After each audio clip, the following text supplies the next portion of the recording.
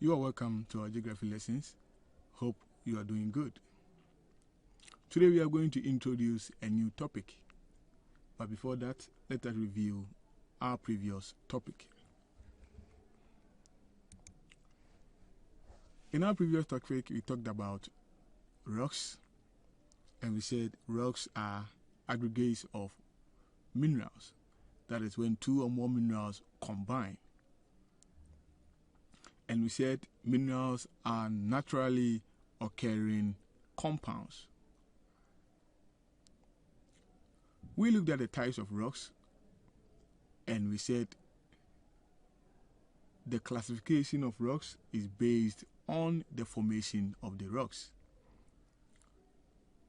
So based on the formation of rocks, there are three main classifications of rocks. These are igneous rocks, sedimentary rocks, and metamorphic rocks. We said igneous rocks are rocks that are formed from the cooling and solidification of magma. That is, when magma or lava cool and solidify, they form a rock which is known as igneous rocks. We said igneous rocks can be formed within the earth crust or on the surface of the earth. When they are formed within the earth crust, they are called intrusive igneous rocks. Example, granite, gabbro. And when they are formed on the surface of the earth, they are called extrusive or volcanic igneous rocks. Example, basalt, rhyolite, obsidian. We looked at the features of igneous rocks. We said they are formed from magma, they are crystalline or glassy in nature, they are massive and resistant. They are formed either below the earth crust or on the surface of the earth. We looked at some importance of igneous rocks. We said igneous rocks gives us soil, and most of the rocks are used for construction. Sometimes they form mountains which serve as tourist attraction, and most of our waters get their source, or most of the rivers get their source from igneous rocks. And it is also used as industrial raw materials. When we come to sedimentary rocks, we said sedimentary rocks are formed from sediments. That is, broken down pieces of other materials. And through a process known as lithification, the sediments are compacted and cemented to form a rock, which is termed as igneous rock. There are three main classifications of igneous rocks, which are 1. Mechanically formed sedimentary rocks, which are sedimentary rocks that are formed from parent materials or broken down pieces of rocks. Then we have organically formed sedimentary rocks, and these ones are formed from living organisms, that is the remains of living organisms. Then finally we have the chemically formed sedimentary rocks. These are sedimentary rocks that are formed as a result of precipitation of minerals from water. And we gave an example as salt, kaolin, and gypsum. We looked at the features of sedimentary rocks. We said they are stratified rocks. That means they are rocks which are in layers. They contain fossils, that is, they contain the remains of plants and animals. They are not crystalline as compared to the igneous rocks, and they may be coarse or fine grained. We looked at the importance of sedimentary rocks.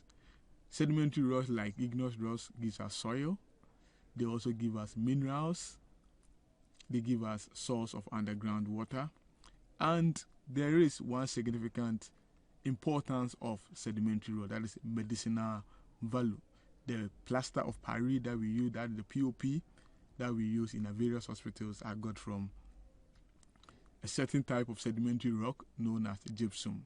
and sedimentary rocks also give a tourist attraction, normally limestone regions or chalk regions. They provide us with cave, the stalactite, the stalagmite, the pillar, and a whole lot of landforms or features. Then finally, we looked at metamorphic rocks. We said metamorphic rocks are rocks that are formed as a result of a change in the nature of the rock due to heat or pressure and sometimes chemically active fluids. In the process of change, the texture, the structure, the color, and sometimes the chemical composition of the original rocks are affected. We looked at the classification of metamorphic rocks where we talked about the thermal or contact, the dynamic or regional, that is the thermal or contact is as a result of heat, dynamic or regional is as a result of pressure, and metasomatism, that is when hot liquids affect rocks by causing a change in their mineral content. We looked at examples of original rocks changing to metamorphic rocks. We talked about granite, where we said granite changes to gneiss, limestone changes to marble, and clay changes to slate. We looked at some features of metamorphic rocks. We said they are formed from pre-existing rocks. They are not crystalline. They are foliated, that is, the minerals within the rocks are in layers.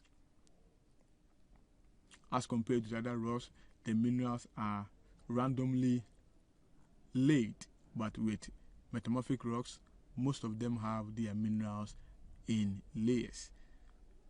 Then we talked about the importance of metamorphic rocks. We said they also, like sedimentary and igneous rocks, provide us with soil. They are used for decoration. An example of such rock is marble.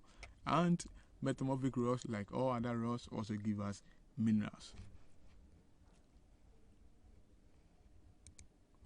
We looked at the rock cycle, where we said with the rock cycle, it starts with igneous rocks. That is when magma erupts, cools, and solidifies. It forms a rock known as igneous rock. Then igneous rocks are weathered or broken down into sediments, and those sediments are compacted and cemented to form sedimentary rocks. Now, these sedimentary rocks may come under heat or pressure, and the sedimentary rock may change to metamorphic rock. Metamorphic rock can also be affected by magma and change back to the system by changing to magma and finally cooling, solidifying to form igneous rocks. However, igneous rock can directly change to metamorphic rocks without necessarily turning to sedimentary rock. Metamorphic rocks can also be broken down into sediments to form sedimentary rocks. Then finally, sedimentary rocks can also be affected by magma and change directly to magma or lava.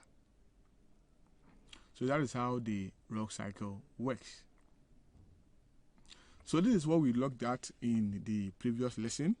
Now let's answer some questions and introduce the main topic for the day.